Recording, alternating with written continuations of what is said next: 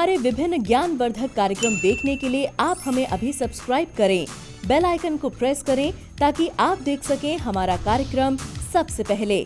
और अधिक जानकारी के लिए फेसबुक पेज को लाइक करना न भूलें। जय माँ इंद्राक्षी।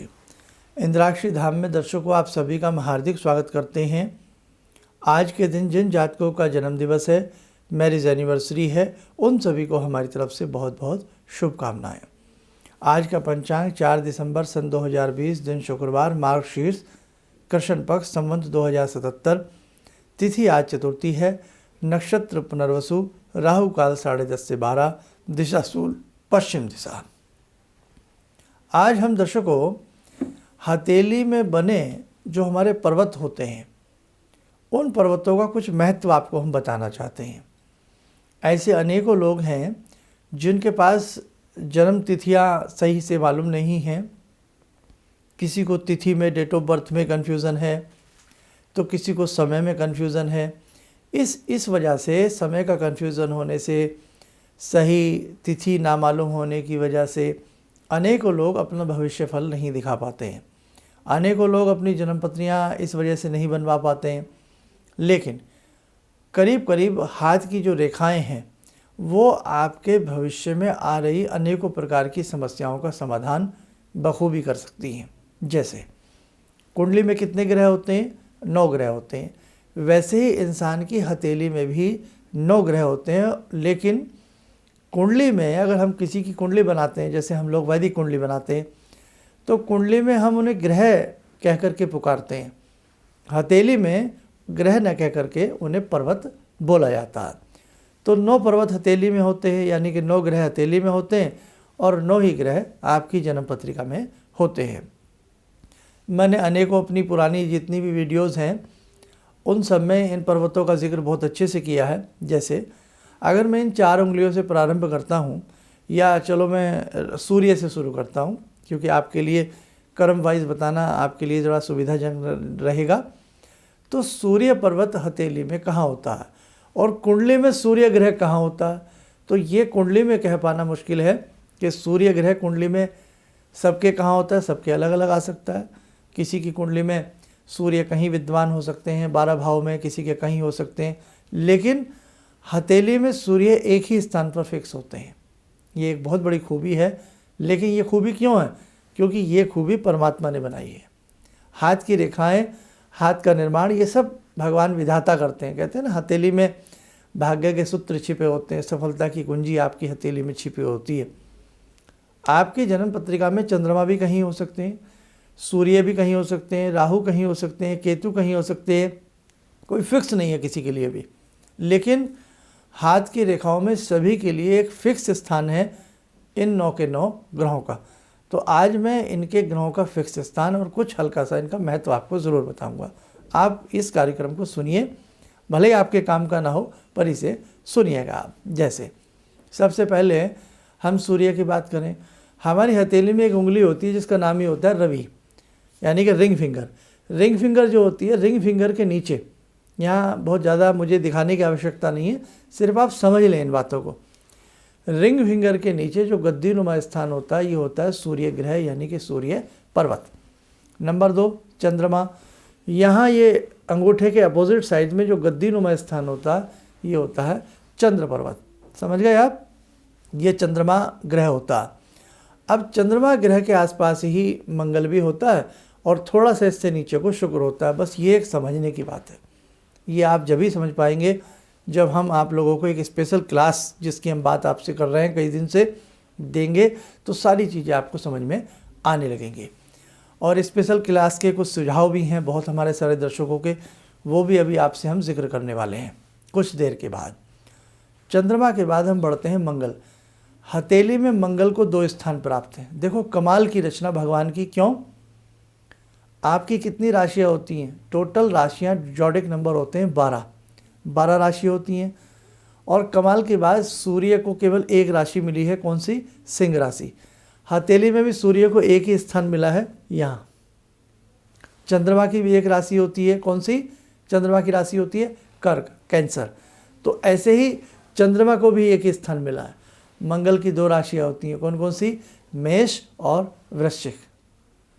ऐसे ही 2 राशियाँ मंगल को जब आपको प्राप्त हैं तो मंगल हथेली में भी 2 स्थानों में बैठते हैं। यस, यहाँ मंगल होते हैं चंद्रमा से थोड़े से ऊपर, और अंगूठे में शुक्र क्षेत्र से ऊपर थोड़े से मंगल स्थान अपना रखते हैं, मंगल ए और मंगल बी। अब आते हैं हम बुध की बात। लिटिल फिंगर जो होती है, कनिष्ठिका उंगली सबसे छोटी, इसके नीचे जो ये गद्दी नुमा स्थान होता है दर्शकों, ये होता है मरकरी माउंट, यानी कि बुध ग्रह या बुध पर्वत। Number 3 Brihaspati Jupiter. जुपिटर का जो स्थान है वो एक ही स्थान पर होता है, यहाँ इंडेक्स फिंगर के नीचे ये जुपिटर माउंट होते हैं, गद्दी नुमा ये जुपिटर होते हैं। इसके बाद शुक्र को 2 राशियाँ प्राप्त हैं। यूँ तो बृहस्पति को भी 2 राशियाँ प्राप्त हैं, लेकिन शुक्र को भी स्थान जो है वो काफ़ी बड़ा स्थान मिलता है हथेली में। ये अंगूठा है, अंगूठे के नीचे का जो ये क्षेत्र होता है ये सारा शुक्र क्षेत्र कहलाता है। इस शुक्र क्षेत्र से किसी व्यक्ति के शुक्र के बारे में पता लगता है, आपके शुक्र कैसे हैं। गुप्त रोगों की जानकारी और पारिवारिक समस्याएं, जीवन में ज्वेलरी कितनी रहेगी, आपकी जीवन की लग्जरी लाइफ किस प्रकार से गुजरेगी भी या नहीं गुजरेगी, बहुत सारी बातों का समाधान या उनका कारण और निवारण आपके शुक्र क्षेत्र में छिपा होता है। अब आते हैं हम शनि क्षेत्र। शनि क्षेत्र में मध्यमा उंगली सबसे बड़ी उंगली, इसीलिए इसमें शनि की अंगूठी पहनी जाती है, बहुत सारी लोहे का छल्ला इसमें पहना जाता है। तो यहाँ मध्यमा उंगली के नीचे होता है शनि क्षेत्र। और एक खूबी और होती है इस क्षेत्र की, एक नीचे से पतली सी रेखा निकलती है जो ऊपर तक आती है, जिसको हम लक लाइन कहते हैं, भाग्य रेखा कहते हैं। तो ये भी जो होती है शनि क्षेत्र तक पहुंचती है। इसका संबंध भी शनि क्षेत्र से और शनि ग्रह से होता है। अब आते हैं राहु केतु। हथेली के ठीक मध्य में ऊपर की तरफ राहु और नीचे की तरफ केतु होते हैं। ये 9 के 9 ग्रह आपकी हथेली में बसते हैं। आपके चंद्रमा, ये चंद्रमा है, अगर चंद्रमा पर बहुत सारी आड़ी तिरछी रेखाएं होंगी ना, आप देख लेना ऐसा व्यक्ति नज़ला, ज़ुकाम, खांसी और मानसिक उलझने, इस प्रकार की समस्याओं से पीड़ित होता है। महिलाओं में जलोदर नाम का रोग, यहाँ अगर चंद्रमा पर बहुत सारी आड़ी तिरछी रेखाएं हैं तो उत्पन्न होता है। ऐसे ही जैसे महिलाओं के गुप्त रोग, पुरुषों के गुप्त रोग यहाँ शुक्र क्षेत्र से देखे जाते हैं। कई बार हमारा विवाह सही से संपन्न नहीं हो पाता, बार बार खंडित होता है, तो इंसान की हथेली में उसकी मैरिज लाइन भी अलग से होती हैं। जैसे कुंडली में क्या होता है, सप्तम भाव, कुंडली में सप्तम भाव देखा जाता है। ऐसे ही हथेली में सप्तम भाव ना देख करके लिटिल फिंगर के नीचे जो बुध क्षेत्र होता है, इस पर आप ध्यान से देखना, छोटी छोटी आपको विवाह रेखा मिलेंगी, लेकिन कदापि ये मत समझना कि 4 रेखाएं हैं तो 4 विवाह होंगे। ये अनुभव की बात है, इसमें अनुभव किया जाता है। जैसे देखने में सारे पशु एक से लगते हैं, लेकिन कौन सा पशु अच्छा दूध देता है, ये जो पशु की नस्ल पहचानने वाले लोग होते हैं वो पहचान लेते हैं। सारे घोड़े एक से लगते हैं, लेकिन घुड़सवार जो होता है वो पहचान लेता है कि कौन सी नस्ल घोड़े की अच्छी है, कौन सा घोड़ा बढ़िया दौड़ने वाला है। ऐसे ही हथेली की किसी भी रेखा को देख करके कभी भी एकदम अंदाज़ा नहीं लगाना चाहिए। कई बार हम 1-2 पुस्तकें पढ़ लेते हैं या किसी से हम सुन लेते हैं, उसी के आधार पर हाथ देखना मैं नहीं मानता एकदम सही होगा। ऐसे ही कुंडली में भी एकदम आप आधार न समझें कि हमने एक पुस्तक पढ़ ली और हम उसी के आधार पर पूरी कुंडली किसी की देख सकते हैं, नहीं। मुझे भी आज 27 वर्ष हो गए हैं, अनेकों ऐसे ग्रंथ मैंने पढ़े हैं कि एक ग्रंथ कह रहा है कि यदि ये ग्रह ऐसी इसी स्थान पर बैठा हो तो ये होता है, और यदि दूसरे कोई ग्रंथ देखते हैं उसमें उसके विपरीत है। सेकेंडली, हमने ये भी देखा है कि कई बार जो चीज़ कह रही है वो चीज़ होती नहीं है। अब उसमें 2 बातें होती हैं, कई बार कुंडली भी गलत होती है, कई बार हमारा अनुभव भी गलत होता है, और कई बार उस ग्रह की जो तालमेल है ना वो परिपूर्ण रूप से हम नहीं देख पाते। जब किसी व्यक्ति का हाथ देखना होता है तो सारी रेखाओं को बड़ा ही अनुभव के आधार पर लिया जाता है, तब देखा जाता है। आपकी हथेली में विद्यमान ये ग्रह वास्तव में जीवन के लिए बहुत महत्व रखते हैं, और उनके लिए तो बहुत ज़्यादा रखते हैं जिन्हें ये होता है कि मैं अपना भविष्य कैसे जानूं, या मेरे जीवन में जो समस्याएं चल रही हैं मैं इन्हें कैसे दूर करूं। अब डेट ऑफ बर्थ है नहीं, समय का सही पता नहीं, तो मैं तो ऐसे लोगों को राय दूंगा कि आप किसी भी निकटतम अपने किसी अच्छे पामिस्ट को अपना हाथ दिखाएं और उनसे अपनी जीवन की जानकारी ले सकते हैं। और जीवन में भी ख़ास तौर से मैं नहीं कहूँगा कि हमें बहुत ज़्यादा पास्ट में जाना चाहिए या बहुत ज़्यादा फ्यूचर में जाना चाहिए, क्योंकि कई बार वहम पड़ जाते हैं। कई बार बाय द वे जो भी आप पामिस्ट आपकी कुंडली हाथ देख रहे हैं और वो आपको कई बार ऐसा नकारात्मक सवाल बता दें तो मन में डर बैठ जाता है। अब जैसे हर व्यक्ति चाहता है मेरी औलाद बहुत महान बने, यशस्वी बने, बुद्धिजीवी बने, सब चाहते हैं ना, धनवान बने। अब हमने अपने बच्चे की कुंडली दिखाई। अब हम मेरी ये राय है कि हमेशा डॉक्टर की तरह बात करें, जैसे हम डॉक्टर साहब से करते हैं कि भाई ये हमें समस्या है, ये समस्या कैसी दूर होगी। अब हम गए साहब, बच्चा हमारा 5th क्लास में है कि हमें इस बच्चे की पढ़ाई अच्छी करनी है और इसकी आप ये कुंडली देखिएगा, या कुंडली नहीं है, वही कन्फ्यूज़न है डेट ऑफ बर्थ का या किसी चीज़ का, ये बच्चे का हाथ है, हाथ देखिए। अब उन्होंने आपको जो भी उपाय बताया आप उसे मन से करिएगा, लेकिन कई बार हम जिद कर बैठते हैं, नहीं हमें इसका भविष्य बताइए, आगे क्या बनेगा।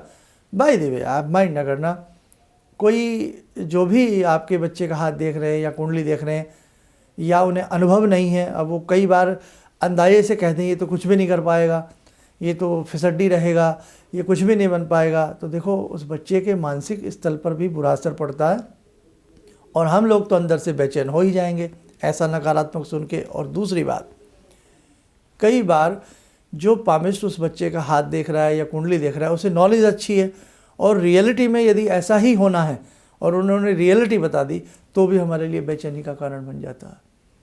मेरा तो एक चीज़ मानना है मेरे साधकों, आज को सुधार लो। जिसका आज सुधर गया ना उसका कल अपने आप सुधर जाएगा। इसलिए कई बार हमारे पास भी जब आप लोगों की जन्म पत्रिकाएँ बनने आती हैं या आप लोग दिखाते हैं, या कई बार आप हाथ की रेखाएं अपनी हमें व्हाट्सएप पे भेजते हैं, उसकी जब आप अपॉइंटमेंट लेते हैं तो कई बार कुछ ऐसे साधक होते हैं जो बड़ी जिज्ञासा रखते हैं भविष्य को जानने की। तो मैं ख़ास तौर से उस चीज़ से यही कहता हूँ कि भाई आप उसे छोड़ दीजिए। आज जो समस्या हमें जीवन में चल रही है, पहले हम इस समस्या से किसी तरह बाहर निकलें। आज हम लक्ष्मीपति बन गए, आज हम अच्छे से बन गए, स्वास्थ्य अच्छा हो गया, तो कल धीरे धीरे अच्छा हो जाएगा। लेकिन पता लगे हम आपका हाथ देख रहे हैं, हम आपकी, मैं अपनी एक्सपीरियंस आपको शेयर कर रहा हूँ, यहाँ किसी दूसरे की बात नहीं कर रहा, हम आपका अपना हाथ देख रहे हैं, हम आपकी कुंडली देख रहे हैं और हम आपसे बात कर रहे हैं और आज आप बहुत तंगी में हैं, आज आपके पास जॉब नहीं है या बहुत कर्जा आपके ऊपर चढ़ गया, बहुत परेशानी में आप आज हैं, और लेकिन मुझसे आप जिद कर रहे हैं कि भविष्य बताओ, भविष्य बताओ।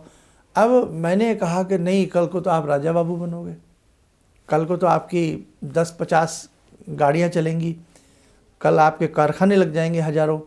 मैंने तो बोल दिया, और बाय द वे मुझे जो दिख रहा है मैंने वही बोला।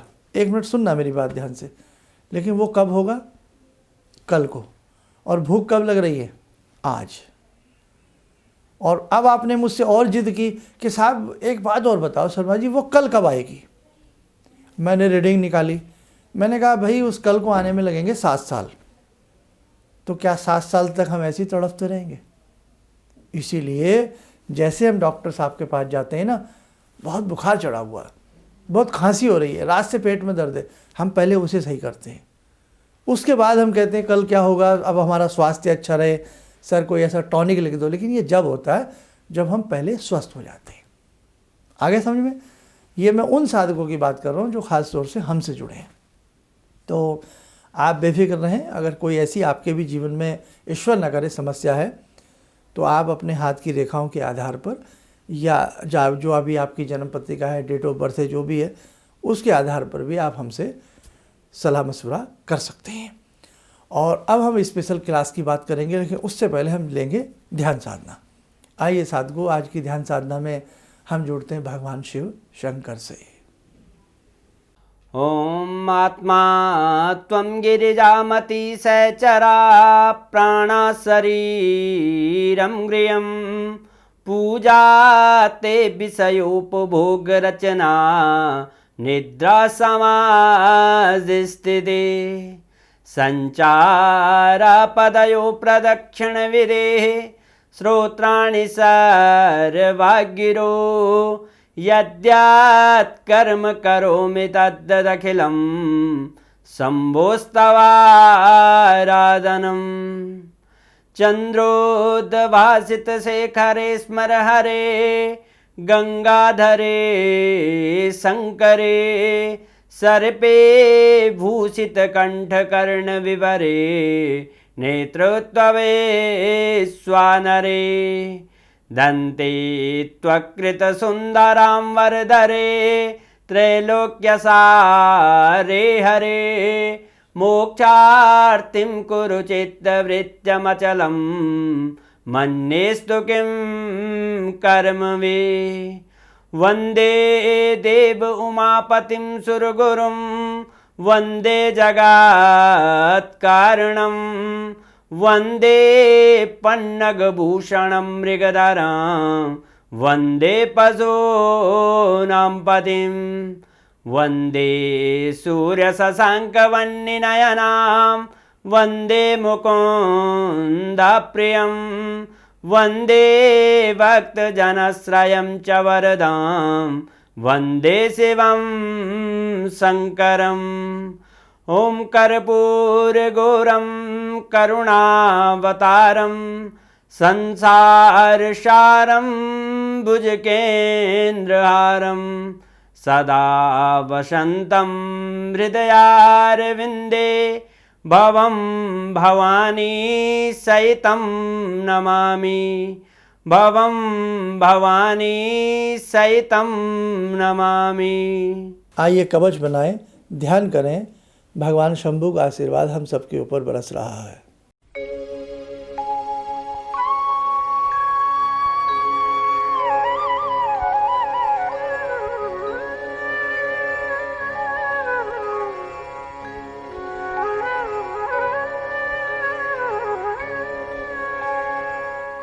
ओम बोलते हुए नेत्र खोलें, सामान्य हो जाए।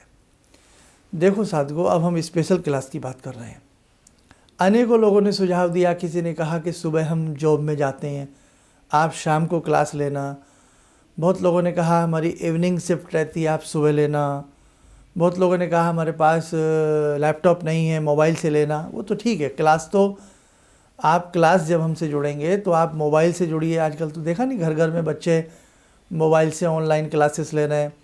तो आप चाहे मोबाइल से जुड़ें, लैपटॉप से जुड़ें। वो तो हमारे मुंह से शायद ऐसा निकला था कि भाई लैपटॉप होना ज़रूरी है, ऐसा नहीं है। आप किसी भी चीज़ से जुड़ें, वो आप चाहे मोबाइल से जुड़ें, लैपटॉप से जुड़ें, वो आप देखें, जैसे मर्जी जुड़ें। और दूसरी बात, अब यहाँ एक कन्फ्यूज़न ये है कि सुबह शाम रात, है ना। हम वीकली रोज़ तो क्लास नहीं ले पाएंगे क्योंकि बहुत व्यवस्था रहती है। आप लोगों की किसी की कुंडली बनने आ रही होती है, किसी का यंत्र होता है, बहुत सारी चीज़ें होती हैं। फिर इंद्राक्षी धाम जो हमारा आश्रम है, उसकी भी बहुत एक्टिविटी, ऐसी गतिविधियाँ होती हैं, सारी चीज़ें देखनी होती हैं। कहने का भाव, अभी जो हम क्लास आपकी शुरू करेंगे उसमें आप जितने भी हमारे नगीने हैं, नगीने तराशे हुए नगीने, इस कार्यक्रम को हर व्यक्ति नहीं देख पाता है। हम क्योंकि इसमें हम कहीं भी श्लेष मात्र भी हम झूठ को यहाँ गुंजाइश नहीं देते हैं।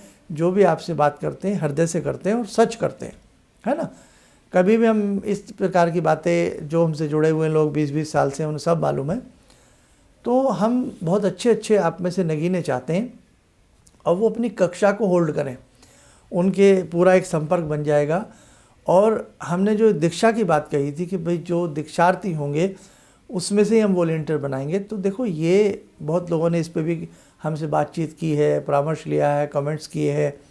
तो हमने यही कहा कि भाई ऐसा नहीं है, दीक्षार्थी का मतलब ये होता है कि वो व्यक्ति थोड़ा जिम्मेदारी समझता है किसी भी चीज़ को। जो भी हम आगे भविष्य में कोई ऐसे सेमिनार्स या ऐसी इस टाइप की चीज़ें करेंगे, तो अब यहाँ हम कुछ ऐसा करने जाएंगे कि चाहे उसने दीक्षा ली है या नहीं ली है, चाहे वो मोबाइल से जुड़ रहा है, लैपटॉप से जुड़ रहा है, तो इसमें एक फ़िक्स समय जो हम प्रयास करेंगे वो हम शाम का भी रखेंगे। कुछ क्लासेस हम दिन की रखेंगे, मॉर्निंग की नहीं रख पाएंगे क्योंकि मॉर्निंग में हम व्यस्त होते हैं, हमारी अपनी दैनिक पूजा पाठ भी होती हैं और बहुत सारी बातें होती हैं। तो मॉर्निंग की क्लासेस नहीं हो पाएंगी, क्योंकि मॉर्निंग में सुबह रोज़ 7 बजे ये कार्यक्रम भी इंद्राक्षी धाम चैनल पर भी और हमारे नाम से भी जो है चैनल, दोनों चैनलों पर ये देना होता है। फेसबुक का भी कार्य हो जाता है। इसीलिए क्लासेस जो होंगी इवनिंग की होंगी, कुछ क्लासेस नाइट की होंगी और कुछ क्लासेस डे में हम देंगे। अब एक क्लास में कितने स्टूडेंट भाग ले सकते हैं, कितने हमारे साधक भाग ले सकते हैं, वो सारी चीज़ें धीरे धीरे हम पूरा एक पैनल सा बना रहे हैं, फिर हम आपको बताएंगे। लेकिन पहले मेरी अभिलाषा यही है कि जो संस्थान से बहुत हृदय से जुड़े हुए लोग हैं, वो हमारे विदेश में भी ऐसे बहुत लोग हैं। मैंने बताया था 25-26 ऐसी कंट्रियां हैं जिनसे बहुत लोग क्लास के लिए उत्सुक हैं, तो उनका भी हम एक पैनल अलग से बनाएंगे। अलग अलग कंट्री के हिसाब से पैनल बना देंगे।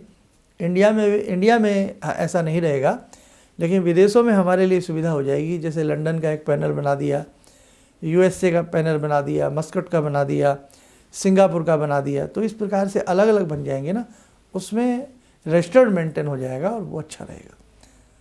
कहने का भाव, आपको बोर नहीं करता हूँ ज़्यादा। अब मैं आपको पहले से भी अधिक देना चाहता हूँ, बस आप लेने के लिए तैयार रहें और आगे का पूरा सिलसिला जल्द बताऊँगा। दीक्षा के लिए एक नहीं हज़ारों लाखों लोग लालायित हैं कि गुरुजी हमें दीक्षा जल्द दीजिए। तो दीक्षा कैसे ली जाती है और दीक्षा के लिए क्या समर्पण भाव होना चाहिए। दीक्षा में किसी तरह की कोई पैसा नहीं होता है, लेकिन समर्पण भाव होता है गुरु के प्रति। तो वो भी मैं आपको 2-4 रोज़ में सारी चीज़ें अब क्लियर मैं आपको कर दूँगा। इन्हीं शब्दों के साथ हम अपनी वाणी को विराम देते हैं। जय माँ इंद्राक्षी। मेरी बहुत दिन से दिली इच्छा थी कि आप जैसे कोई मुझे धर्मात्मा पर महापुरुष मिलें और मैं वहाँ जाके जुड़ के और देश समाज से के लिए कुछ कर पाऊँ। कई चीज़ें हैं समाज में, समाज सेवा में भी मन में वो शांति नहीं मिली।